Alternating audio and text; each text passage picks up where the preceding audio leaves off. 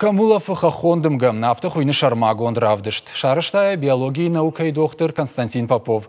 Наридага насыт фанзамхат. Экспозиции фенаниш республикон кино и хазарам. Хахонырзы расшухдзинад машкута кувандатта адапатай шадакамай фылдыр. Автор кутфабара куттафтамай экспозиции мабасадышты фаштаг авдажасак амтафаишта удоным бырдгонд. Равдыш саузанмай. Константин Попов ныр сапоражай фылдыр ам ишина ивадима амхису. Якуштата садышты уараше энциклопедима.